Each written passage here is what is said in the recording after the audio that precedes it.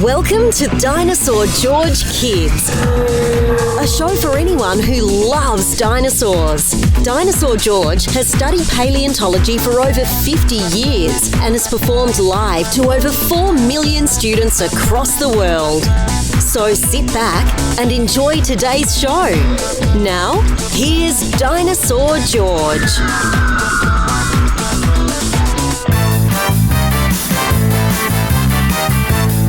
Hey there, future paleontologists. I'm Dinosaur George, and welcome to the podcast. For those of you that are enjoying the summer out of school months, I hope you have some great time. Let me tell you something. Now that summer is upon us, my schedule slows down quite a bit, and I know a lot of you travel during the summer months, if you happen to be living here in the United States. If you live in other countries, it's not summer for you. But for those of you that live here, I know that a lot of you listen to this podcast. And if now we're starting to upload these videos on YouTube so you can watch the podcast, I know that you travel and you like listening to these. So I'm going to try to put out as many as I can over the next 2.5 months, maybe 3 months. I'll try to put as many as I can. So don't be surprised if we upload one and then 2 days later another, then another, then another. The reason why I'm doing so many in a row is because I'm trying to give you some new stuff to listen to.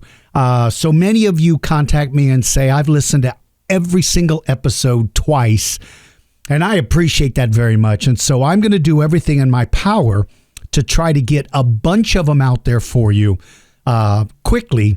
And you can listen to them whenever it's convenient for you.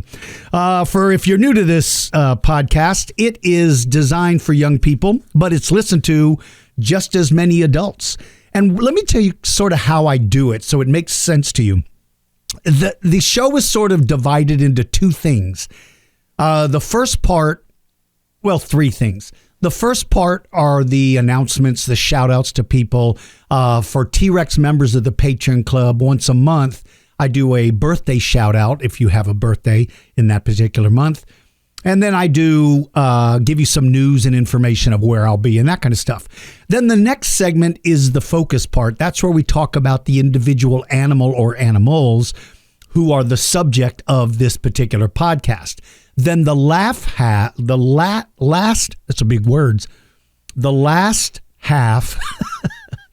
is really dedicated to young people. It's who would wins, and it answers your questions and that kind of stuff. So if you are new to the podcast, regardless of your age, I think you'll get a lot out of it, and you can listen to whatever segments you find most interesting. Latest information tells us that this podcast has now been downloaded 1,201,510 times. Wow. It's a big number. 1,200,000 people have downloaded this podcast. That's very exciting. I'm heard in 182 countries and in 16,542 cities all around the world. So let me tell you first the most exciting information. If you live or are visiting in or around the San Antonio area this summer, the San Antonio Zoo has brought in robotic dinosaurs, and they've asked me to come out and do a talk. And so on June the 8th and 9th, July 6th and 7th, and August 17th and 18th, on those dates at 11 a.m. each day, I'm doing a talk on dinosaurs out at the zoo among the robotic dinosaurs. So it's going to be a lot of fun. Now, I did that this past summer with their Ice Age exhibit, which I enjoyed very much, but dinosaurs are obviously my main focus. So if you've got questions you've always wanted to ask about dinosaurs, come out to the zoo. My talk is included in your normal admission, so there's no extra fee. I'm not actually in the zoo. We are in the section next to the zoo, and you'll see signage that will point to the robotic dinosaur exhibit. Now, if the weather's bad, sometimes they move me over to the zoo, but people at the office are at the front gate. When you come in, they will be updated on that to be able to give you the information. So again, those dates are June 8th and 9th. And by the way, the year is 2024. You might be listening to this podcast 10 years from now so that you know what this is.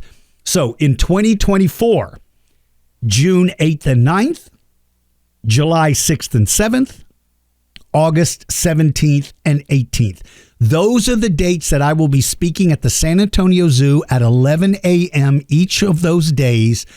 If you'd like to come out and hear a talk, if you'd like to come out and ask me questions, it's a great opportunity because I have some time to be able to do that. So these are public appearances. Most of the stuff I do now is private, where people hire me to come in and do like my traveling museum. But this is open to the general public. So if you, and the San Antonio Zoo is a spectacular place. If you've never been to the San Antonio Zoo, I'm telling you, it is absolutely one of the top zoos in the country, absolutely one of the top zoos in the world, with a big variety. And they're very, very conscientious about how the animals are treated. It is not like the old style zoo where there's a little cage and there's an animal stuck in it. They spend a tremendous amount of time and effort giving these animals the best life they can. So I would love to see you out there. Okay, couple of quick shout outs and then birthday shout outs for the month of May. I know it's June, but I usually wait to make sure that everybody that joins the club, their birth date is included. So for instance, if you became a T-Rex member the last week of May, if I would have done the birthday shout-outs in May, then you would have to wait a year. So I usually do them follow-up. But before we do that, I've got a couple of personal shout-outs. First of all, Aiden from Morton Ranch Elementary in Katy. Aiden listens to the podcast. I was at their school with my traveling museum. Aiden came up, introduced himself, said he liked the podcast, and so I wanted to give Aiden a shout out and tell you thank you, and I hope you enjoyed my museum. Now, this next one is the craziest thing I've ever had, and I've been doing this for 27 years. Wiley, who lives in Montgomery, Texas. Wiley is a Patreon Club member. He listens to all the podcasts. Well, I was eating lunch one day in New Braunfels, Texas, and Wiley's grandfather recognized me and came up and talked to me. It was nice seeing him. He's such a polite man, so nice. And I got a chance to talk to his grandpa, which was neat. And I said, tell Wiley I'm going to give him a shout out since I met you or got to see you, and you're so polite and everything. So that was really cool. Okay, now, 2 weeks later, or maybe that week. No, I think it was that week. I was in another town. I think I was in Rosenberg, Texas, going into a restaurant, and a man walked out and said, "You're Dinosaur George. My grandson Wiley loves your podcast." And I went, wait a minute. Didn't I just meet a different grandpa earlier this week who has a grandson named Wiley? Well, that was amazing. And it turns out that it was the same Wiley. So I met both of Wiley's grandpas in two different cities in Texas. It was just the craziest thing. And then Wiley's mom wrote the kindest letter, such a kind letter, or an email, telling me all about how I had met both of his grandparents. So, Wiley, you get a double shout out because I met both of your grandparents. Isn't that crazy? That's real. That was so cool. Okay, now, while I was in the store, now during the summer months, I try to be out at Trader's Village as much as I can.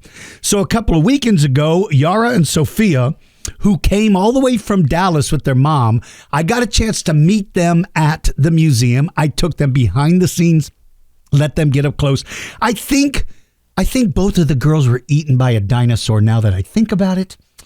Yeah. So anyway, Mom, I'm so sorry that my dinosaurs ate your kids. But I mean, hello, they have to eat, right? Okay. But it was so nice meeting Yara and Sophia. And then on the same day, Holden, who had just turned 6 years old, and his little sister, Georgia, great name, by the way, they came all the way from Houston. And just out of luck, I was there to meet them. So it was such a neat thing. It was so neat to be able to get the opportunity to meet you guys in person. And I hope you had a good birthday, Holden. I hope you enjoyed your 6th birthday. I sure enjoyed meeting you. And then On the same day, Tao and his mom and dad came from Austin. So I had families from Dallas, Houston, and Austin all come into my store and museum on the same day, and it was one of the days I was lucky enough to be there. I had such a great time meeting Tao. You're a very smart young man. You know a lot about dinosaurs. I was very, very impressed. As I took you back and let you look at some of the different things up close, you knew everyone that I showed you. Very, very impressed with you. So anyway, for those of you that if you are in or around or are visiting the San Antonio area this summer, go to my website, dinosaurgeorge.com, click on the Visit Our Museum page, and you'll see all the information. I can't promise you I'll be there, but I'll try my very best. Now, when I can't be there, and if you come, my staff will try to contact me. And if they can get in touch with me, then I will FaceTime with you while you're in the store.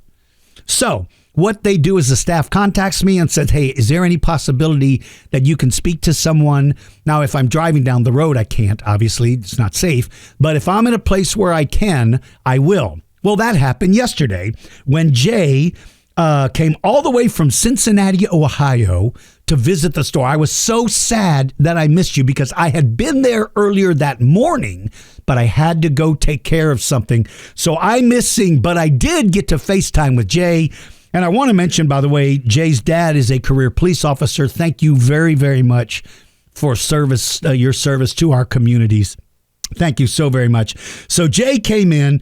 I know Jay's favorite dinosaur is Spinosaurus. He got to see the big Spinosaurus skull in the store. And Jay, I hope it didn't eat you. If it did eat you, Jay's dad, nice talking to you. Jay, sorry. All right. We have a Patreon club, and if you would like to become a member, we would love to have you. You can find links to our Patreon club on our website, dinosaurgeorge.com. And there will be links if this one makes it to YouTube. And by the way, we are making a bunch of changes to our YouTube channel. So we're going to start posting these podcasts on there. There'll be a link in there that'll be able to take you to it as well. We have 3 different levels. The Triceratops Club member, which costs $1 a month. And with that, you get 1 live lesson on, my mind just went blank. What is the name of it? Zoom. 1 live Zoom lesson. And by the way, even if you are unable to join the live lesson, we post links to all the past lessons. So you can do that. Now, let me tell you something. If you had a private lesson with just me, the cost to do that is $200. But for $1, you get 1 every month. So it's a very good deal. It's a very, very good deal. Our next group is called the Raptor Club members. That's $5 a month. With that, you get 2 live lessons each month, and you get a welcome gift of a Raptor Claw replica, which is really cool looking. And you get some updated information, behind the scenes things, all kinds of cool information. And then our top tier is the T-Rex membership. Now, the T-Rex membership, you get a lot of stuff with it. You get the Raptor Claw replica. You also get a T-Rex tooth replica. You get an autographed picture, a signed picture from me welcoming you to the club. You also get your birthday shout out. And what that is during the month, your birthday month, you send us your information. Actually, we send out a request for you to send it to us. And we give you a personal birthday shout out. But you also get to request Who Would Wins. Now, Who Would Wins is where we take 2 different animals and we match them up, and I give you my opinion of who would win between the 2. Now, if you see me at the San Antonio Zoo, or if you come into my store, if you see me somewhere, you're welcome to ask me who would win. You don't have to be a club member to ask that. You can ask me anytime. But on the podcast, that is reserved for T-Rex Club members, and that costs $10 a month. And for you kids who have told your parents that you want to join and they're not able to do it, you have to remember, $10 a month is a lot of money. It's a lot of money, especially when they're paying bills and they have to feed you, right, and buy you clothes and all those things. So don't be upset if you can't join the club. It doesn't mean that you're excluded from stuff. This podcast is a perfect example. It's free. You don't have to be a club member of anything. Same with YouTube. It's free. You'll be able to watch these podcasts. Also, you can follow us at the Dinosaur George Kids Facebook group completely free. There, we post all kinds of cool stuff. You can post pictures. You can post questions. You can do all kinds of stuff. So please don't be upset if your parents are unable to give you a membership. It doesn't mean that you're excluded, okay? I don't want you to feel bad about that, all right? Okay, so let's get to the birthdays. Now, I'm going to start off with a couple of birthdays from April. I know it's June, but I missed them in April, and I'm only doing right now the May birthday shout-outs. So if you came in late or we missed it, let me cover those first. First, there's Alistair. Alistair turned 7 on April 24th. Then, Stubbysaurus Rex. See, one of the cool things about becoming a club member is you're allowed to give yourself a nickname. And that's Stubbysaurus Rex turned 8 on April 26th. So those two I missed, or they joined late after I had already done them. So we wanted to catch up to that. Now, let's go into the May birthday party. Sam, Killer Tiger, Saber-Tooth Tiger, turned 5 on May the 1st. Marin Saugus? That's what a great name. Turned 5 on May the 2nd. Therizina Sawyer turned 7 on May the 5th. Cha-Cha-Cha Runic Raptor turned 11 on May the 6th.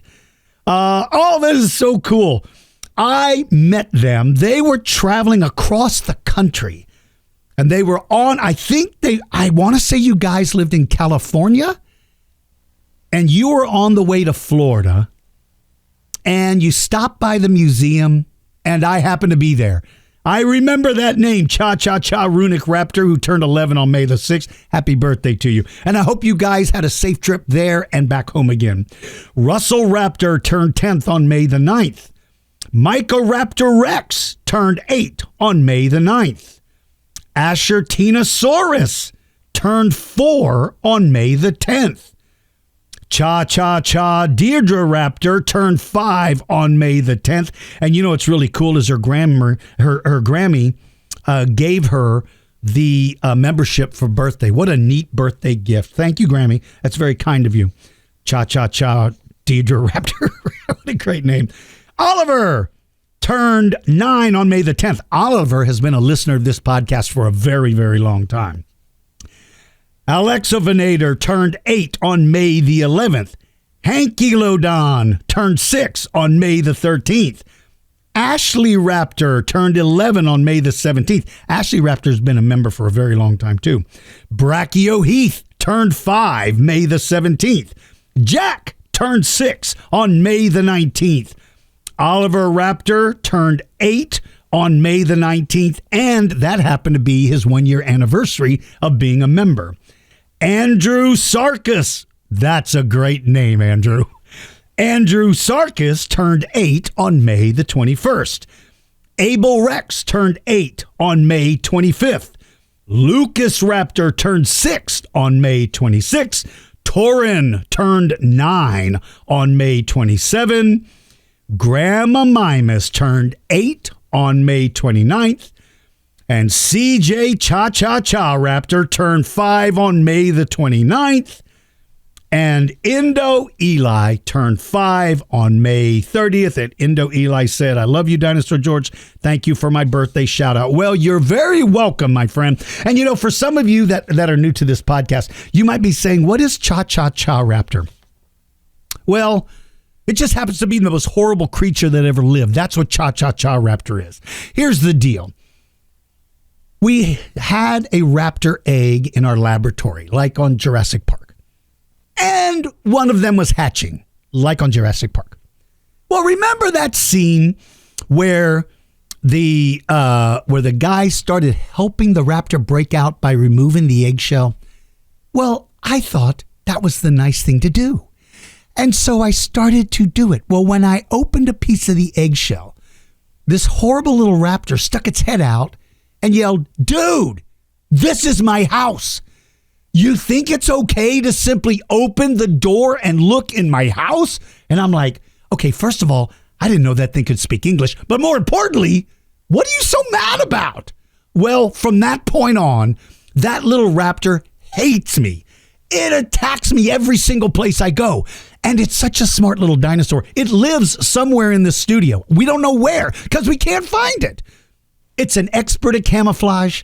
It hides. It wears disguises. But what it loves to do is if I ever sing happy birthday to anyone, in the middle of the song, it thinks it's hilarious to come up, stick its face in the microphone and say cha-cha-cha.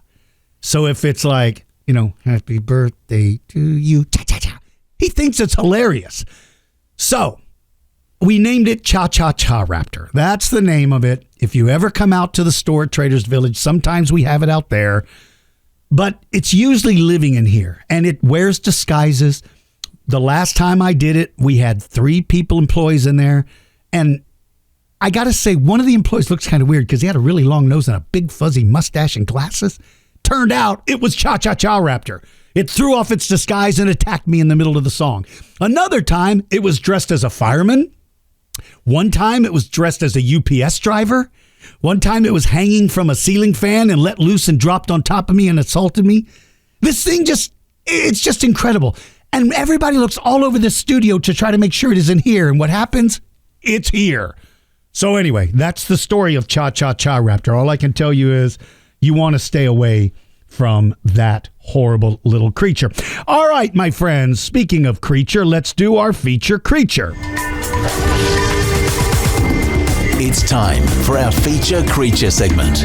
If you would like to suggest a creature, go to the Dinosaur George Kids podcast page at dinosaurgeorge.com or post your suggestion on the Dinosaur George Kids Facebook group page. Now, here is your feature creature. All right, you're going to want to put on your tennis shoes to run because we're talking about a fast animal. It is Gallimimus. Now, I know some of you are going to say, wait a minute. Episode 33 was about Gallimimus. It was, but that was 3 years ago. And this is something special. Our Patreon Club members got to vote on who they wanted to be the dinosaur of the month. They're given a variety of choices and they vote, and the winning votes win. Well, they chose Gallimimus. So even though Gallimimus has already been done, it's being done a second time because of the amount of time and also because it was chosen by the Patreon Club members. So the name Gallimimus in English means chicken mimic. Mimic means to copy something, to act like something else, you're a mimic. You copy someone else.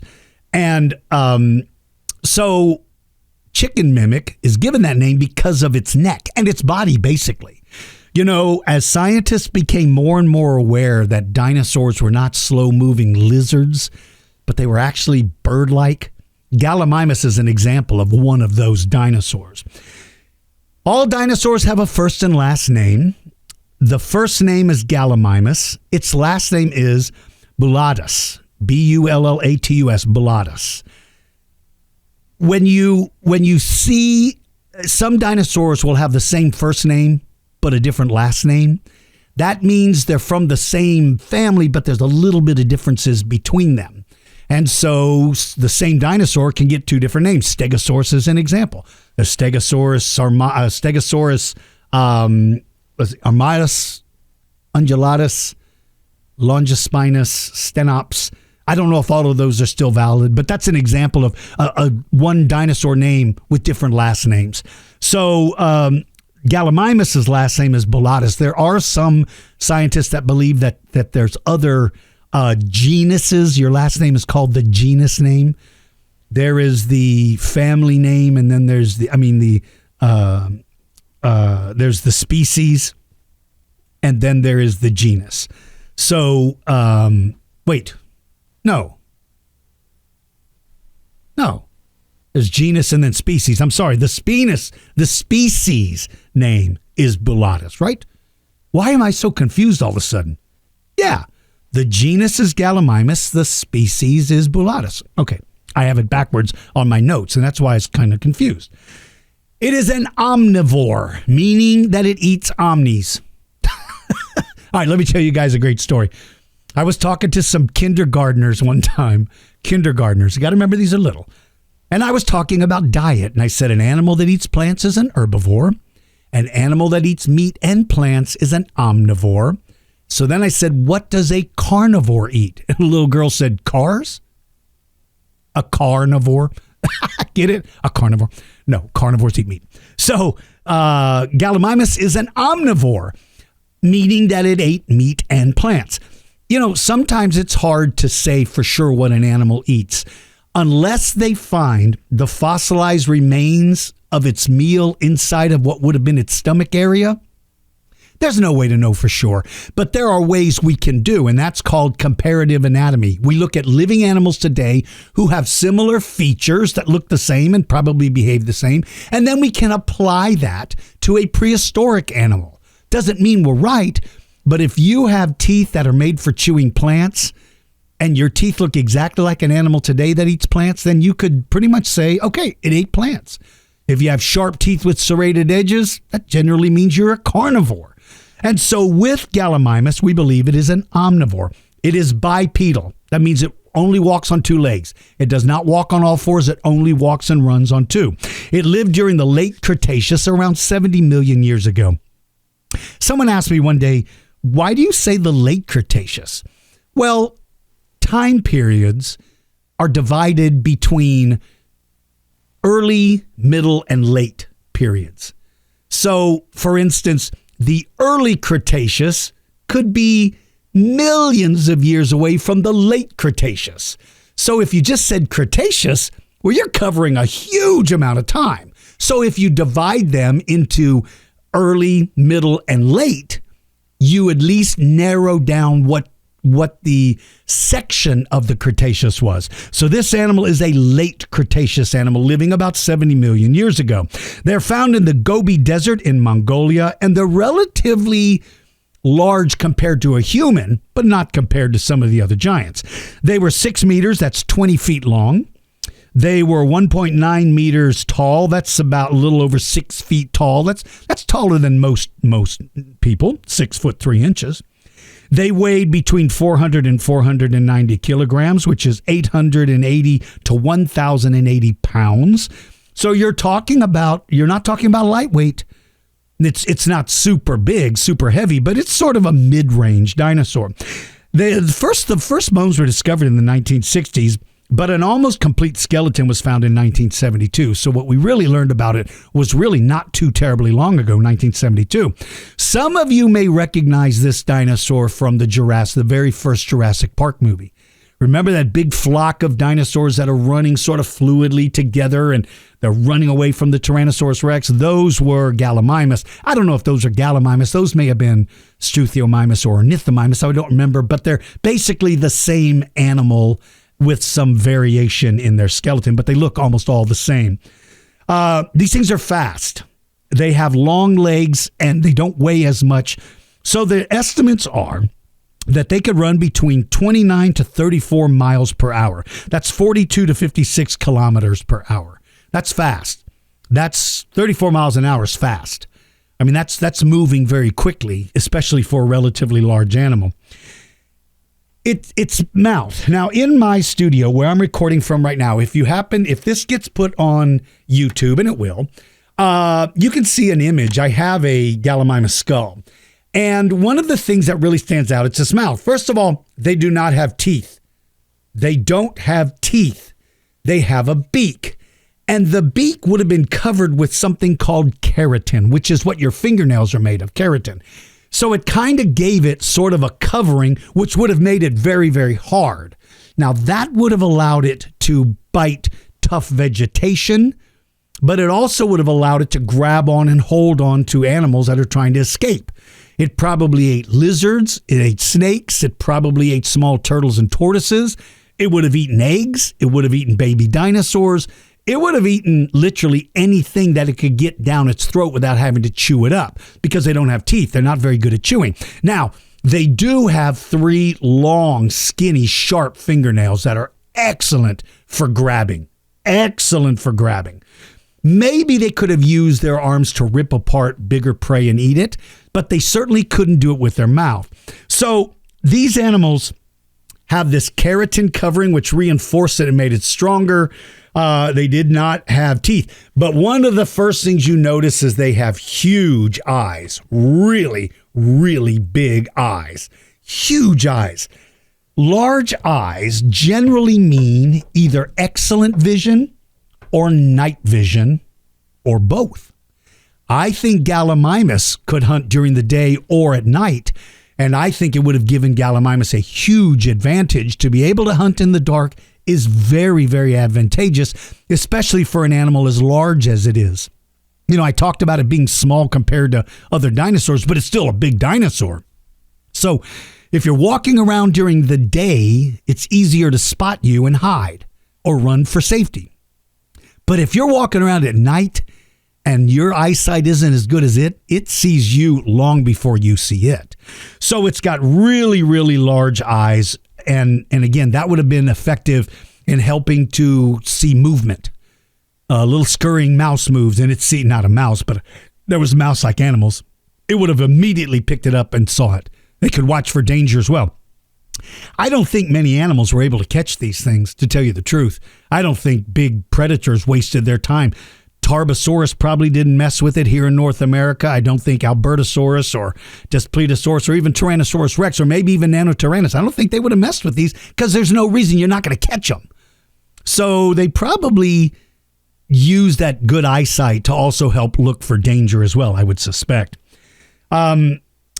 They lived in groups. They have been found. There's been different sites that suggest that they lived in family groups, which makes sense because when you're in a group, more eyes can search for danger. You know what I think these dinosaurs would have done? I think these dinosaurs would have walked ahead of larger herbivores like sauropods and ceratopsians and hadrosaurs. I think these dinosaurs are walking ahead of them. And the reason for that is as the big thundering heavy dinosaurs are coming, little tiny animals are scurrying to get out of the way. And these dudes are out front to watch for them and pick them off. So I think it would have looked like an armada. I would think you would have seen these giant sauropods moving along slowly, and you would have seen animals like Gallimimus and Ornithomimus and Struthiomimus. They would have been walking not just in front, but maybe even in between their legs as they walk. They would have had to be careful, obviously, but I think these guys would have spent a lot of time letting those big herbivores scare out the prey so they could eat it. And also, there's a benefit as well. This dinosaur can't climb, and it can only reach a certain height. But if you have big dinosaurs like the hadrosaurs and the sauropods, hadrosaurs can rear up on their hind legs and reach a little higher and grab leaves and pull them down to eat. Well, some of those leaves are going to break away and fall to the ground. That's where this guy comes in. Hey, man, thanks for reaching leaves I can't. Thanks for knocking off those flowers that I can't reach. I'll eat them. Thanks for knocking that fruit loose. I'll eat it. So I think these dinosaurs weren't loners, but I do think they lived together, but I think their herd would have stayed among some of the other dinosaurs. They are probably feathered, and I say that because there is evidence that Ornithomimus or Struthiomimus had feathers. And so it is a very good assumption or a hypothesis that these dinosaurs were covered in feathers. If you are watching on YouTube, I just put an image of a Gallimimus on here, and you can see that the artist has drawn them with feathers. They probably had feathers. Feathers, somebody said, but aren't feathers only good for keeping you warm in the winter? No, feathers are good for keeping you cool in the summer. If feathers weren't good insulation, ostriches wouldn't have them, right? Ostriches don't fly. Why are they covered in feathers? It's because the feathers act like an air conditioner. An ostrich can shake its body and fluff its feathers up and then bring them back to normal. Well, it traps the air under the feathers, and it's like a blanket of cool air that keeps them air conditioned. So I believe these dinosaurs would have probably had the exact same thing. By the way, I keep mentioning about YouTube. Let me tell you something else. Right now, we are revamping the entire YouTube channel, and I had dozens and dozens and dozens of very old videos that I had on there that the quality isn't good, the sound isn't good, and we are slowly eliminating those and replacing them with this new podcast. But there's still time if you want to go on there and look for some of the older ones back a long time ago. In fact, I think back then I even had hair. But if you want to go back and look at some of those, you are absolutely welcome to do so. I think I've got hundreds of videos on there, I want to say, or at least 100 or so. But now's the time to go because we're starting to remove them. You can find them at youtube.com/Dinosaur George. One word, Dinosaur George. You can go on there and watch them. Okay, one last thing I want to mention, and then we're going to jump onto something else, and that is my museum and gift shop. I just want to remind you it's open only Saturday and Sundays from 10 to 5. If you go and you like it, I hope you'll give us a 5-star review on Google because that really, really helps quite a bit. All right, let's do a couple of Ask Dinosaur George. Do you have any questions about dinosaurs? Just ask Dinosaur George. You can post your questions on the Dinosaur George Kids Facebook page or click on the Dinosaur George podcast page at dinosaurgeorge.com. Questions are chosen at random, and you can submit as many as you want. And now, here's Dinosaur George. Okay, so these questions were submitted by our Patreon Club members, and they were all in regard to Gallimimus. So first of all, Spino Baron said, where did Gallimimus live? Well, it was found in what is now the Gobi Desert in Mongolia, but during that time, it wasn't a desert. But they probably lived in a variety of different environments because they were fast. I think, and because they were omnivores, they could live in a variety of environments, forests, near swamps, not in swamps. They're not made for living in the water. They're not made for swimming. So they're not going to be living in an aquatic environment, but they would live near water, near swamps. I think they could have survived in a desert environment, maybe an uplands environment. They would have lived in a variety of different places. Okay, Boplodicus said, if Gallimimus or Nithomimus and Struthiomimus all lived at the same time, would they fight, ignore each other, or make friends with each other? This is a very interesting question. When you have animals that are from the same family group, some of them tolerate others from that same group. An example of that would be if you look in Africa today and you see antelope. There's dozens of different species of antelope, dozens of different kinds. And yet, they all are in the same general area. They probably would have not fought with each other. Usually, I don't think they would have fought with each other. They may have sort of ignored the other or maybe welcome them because there's that many more eyes looking out for danger. Now, obviously, you're all competing for the same food. There might have been some squabbling between the different species when it comes to food, but I don't think they would have acted like carnivores act. Carnivores are a different thing. Carnivores generally don't tolerate other carnivores. They don't like them because they see them as nothing but competition. So if you were 3 species of raptor and you lived together and you saw each other, I think there would be an all-out war. I think they would try to kill each other, or at least intimidate, scare them away. It would have been a full-blown melee. But with herbivores, that's usually not the case. So I suspect that they probably would have gotten along with each other, probably didn't interact very much. That's a very interesting question. And then Veloso Robert said, my little brother Mitchell would like to know if Gallimimus was small or not. Well, we just now talked about the size.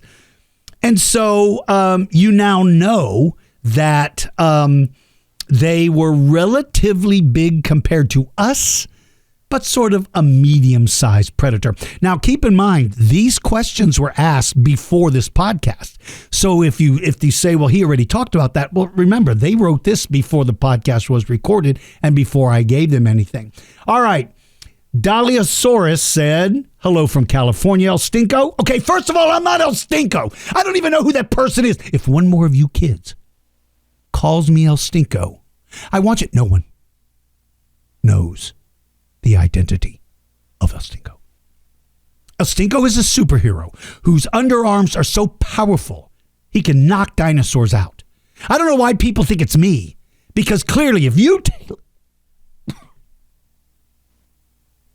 okay, if you think I'm El Stinko, well, let me tell you this. You think just because he and I are the same height, that makes me him? No. And just because he has the same eye color as me doesn't mean I'm him. That'd be crazy. Just because we weigh the same doesn't mean anything. Just because we both wear glasses doesn't mean anything. Just because we have the same hair doesn't mean... All right, stop calling me El Stinko. So, Dinosaur says, was Gallimimus a carnivore, herbivore, or both? Bye, El Stinko. Well, goodbye. Stop calling me El Stinko!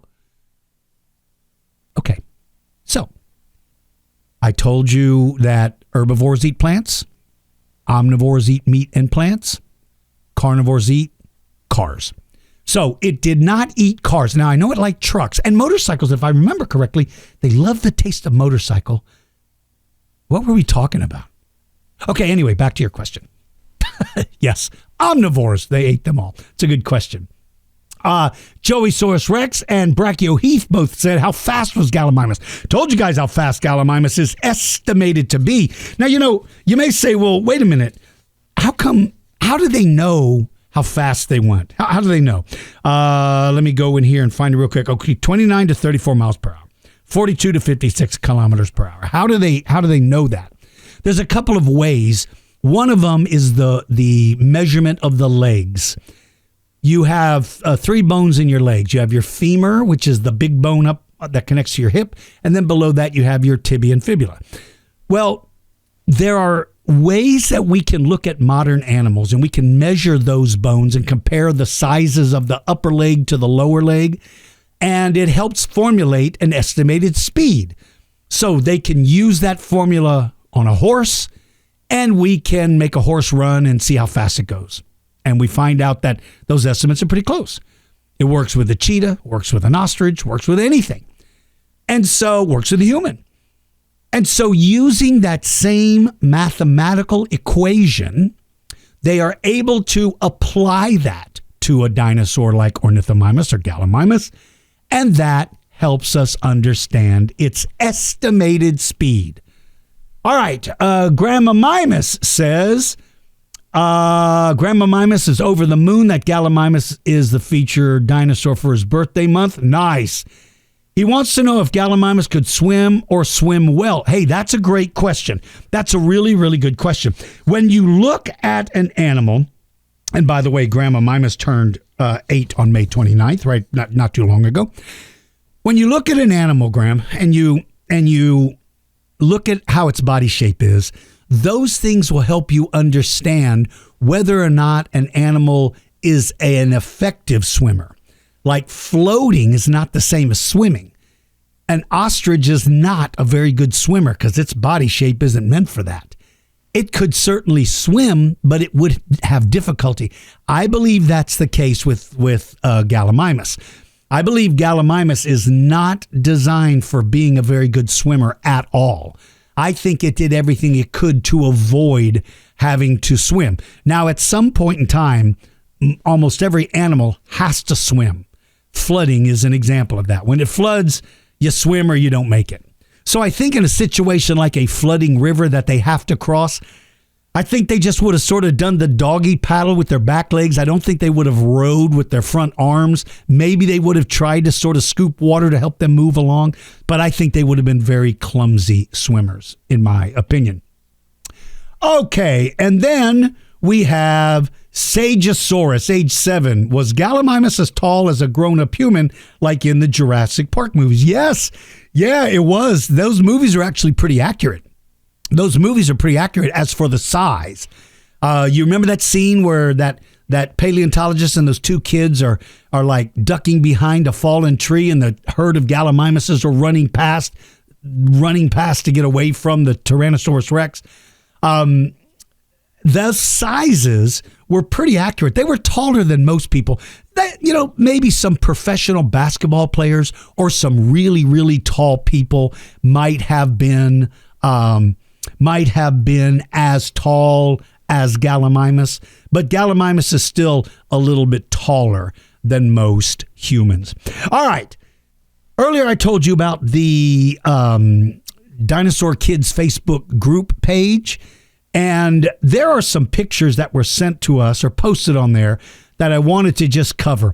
One of these is from Macroraptor, who drew a picture of a Quetzalcoatlus eating me. Kid, I don't know why you would think that would be appropriate for me to be eaten by a giant Quetzalcoatlus. Really? What is it about you kids that want me to always be eaten by something? Seriously, do I look like the kind of person that you would want to see eaten by a dino?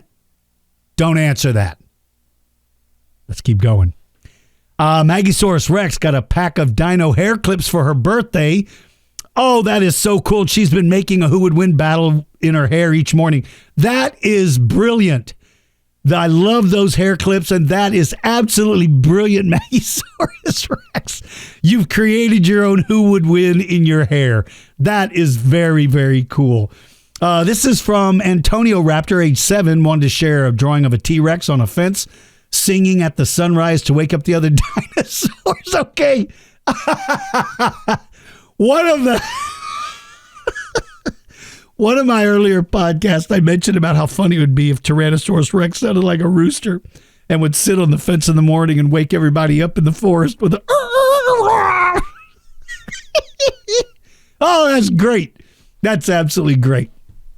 He also shows an Albertosaurus eating me, and really, kid? Really? I'm being eaten by... Okay. Well, I'm going to forgive you because you drew these beautiful pictures. You also wrote the note, "Hi, Dinosaur George. I know you are 100% El Stinko. Love, Antonio Raptor." Well, that was really, really nice of you, Antonio. What did you say?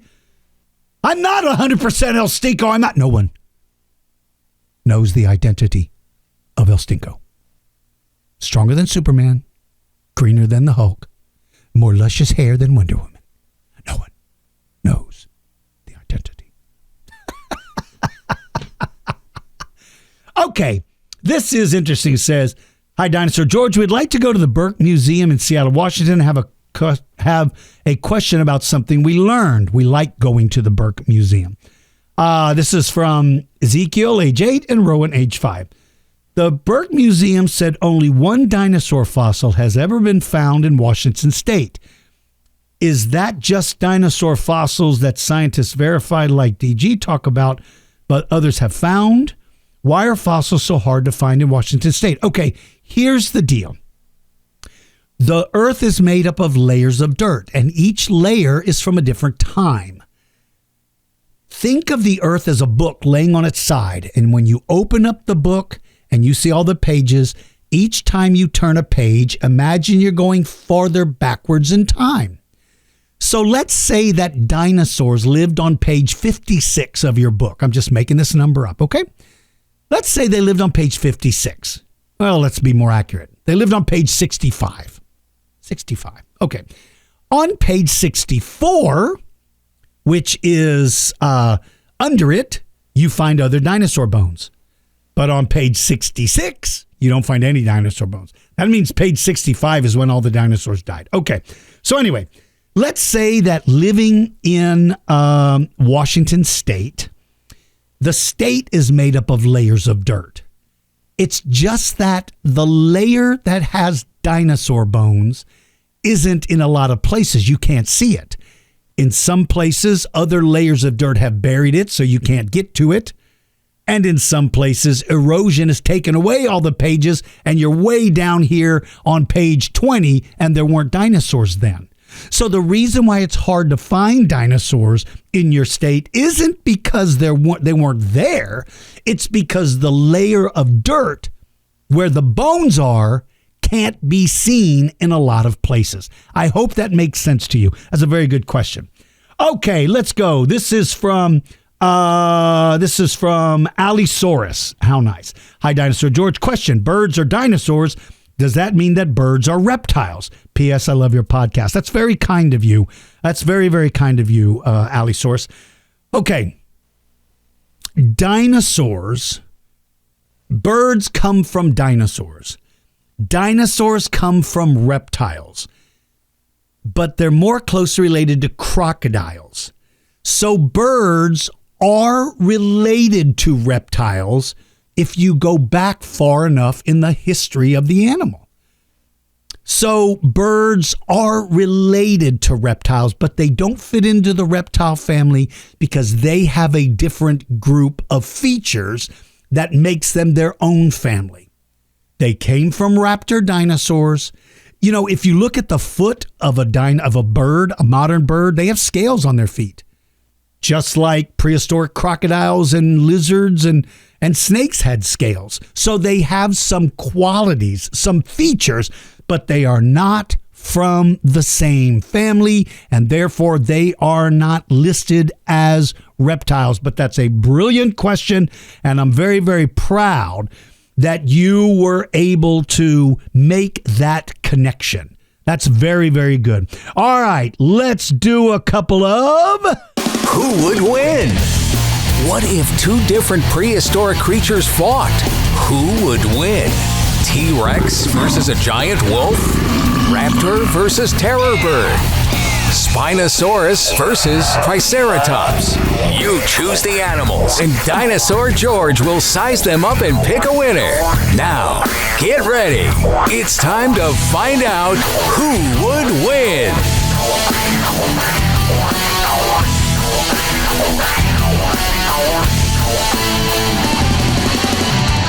All right, staying with our Dinosaur of the Month, Gallimimus, our T-Rex members submitted these Gallimimus who would wins.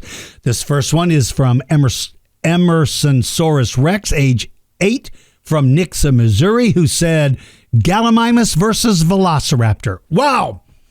Both fast. Speed isn't an issue. They're both fast. Yes, Velociraptors have those wicked little weapons, but here's the problem. I don't know if they would be able to jump high enough to get onto the back of a Gallimimus. And even if they could, if Gallimimus was feathered, it would make it more difficult for a raptor like Velociraptor to get its claws through the feathers. The feathers would almost act like a trap and snag and hook the claws so where they couldn't be functional.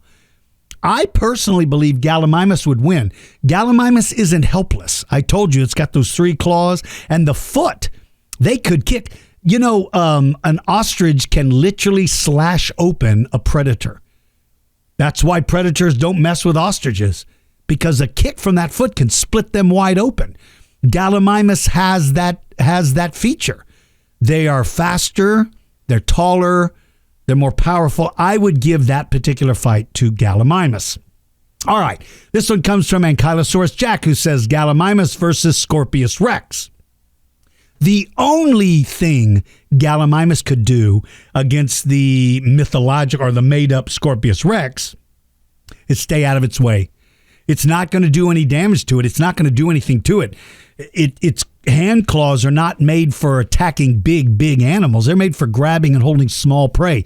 They have no advantages whatsoever other than speed.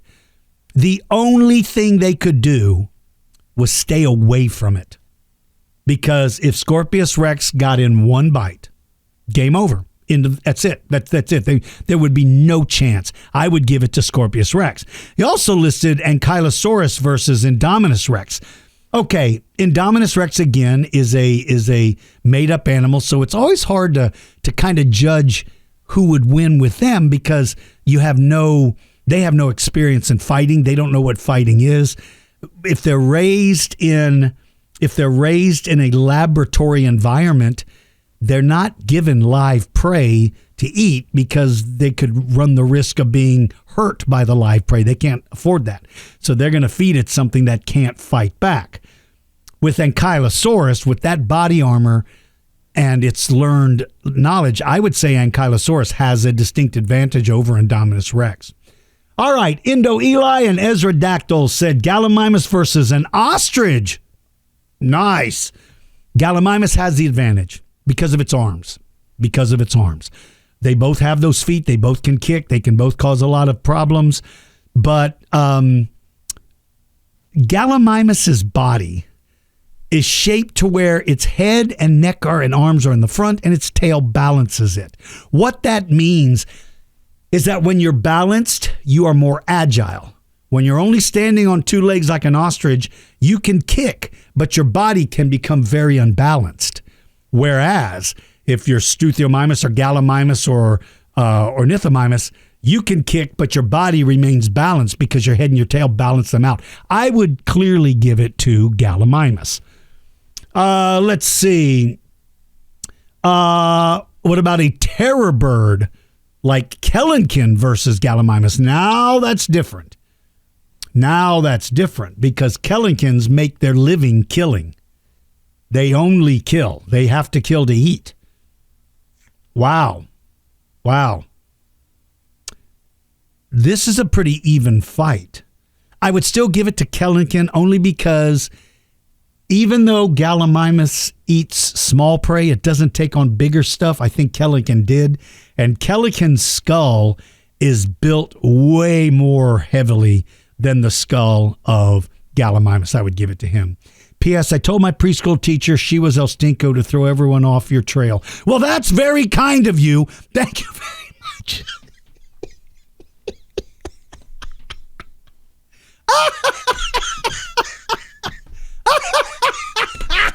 Oh, that's great. That's great. Thank you very much for sending out a decoy. I wouldn't advise you calling anyone ever calling another adult El Stinko because they may not know what you mean by that. But but thank you. Thank you for throwing them off my trail. All right. And finally, this is from Cha-Cha-Cha Runic Raptor, who said, who would win in a fight between Gallimimus, a cheetah, and an ostrich? Whoa, okay. This is a good one. Cheetah is going to be faster, but lightly built. And ostrich, I've already said. You know what? I would give Gallimimus. I would give Gallimimus this particular fight. I would give Gallimimus this particular fight because I just believe that it's got the size and the speed, and overall, it's pretty much got everything. All right, my friends, that does it for this episode. What was this episode again? It was episode 103.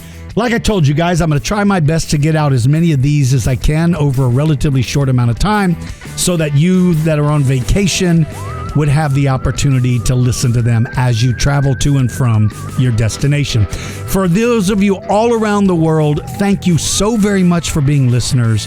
Thank you for making this podcast such a success.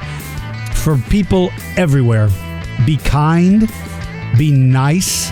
The world is such a better place when we are kind to each other. And there's one other thing I want to say to you. Sometimes when we watch or listen to the news, it seems like it's all bad. It makes it sound like the world is bad. It's not. It's not. The world is very good. People are good. There are some bad people. That happens. But I don't want you to ever hear nothing but bad news because that affects the way we think. So go outside, look at the sunrise, watch the sunset, look at flowers. Go take food to a neighbor if they're old and they don't have family. Go say hi to them. Make the world a better place. That's what we try to do with the Dinosaur George Company. I hope you all enjoy this podcast. Make sure to watch on YouTube. This one should be posted relatively soon.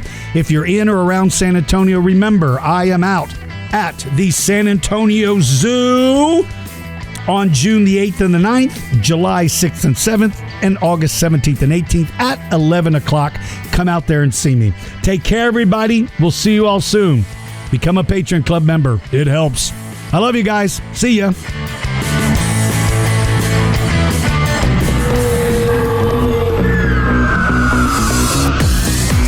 Thank you for listening to Dinosaur George Kids. Join the Dinosaur George Kids Facebook group, become a member of our Patreon club, and check out our website store for cool fossils, rocks, and crystals. Visit dinosaurgeorge.com for details. Until next time, keep digging for knowledge.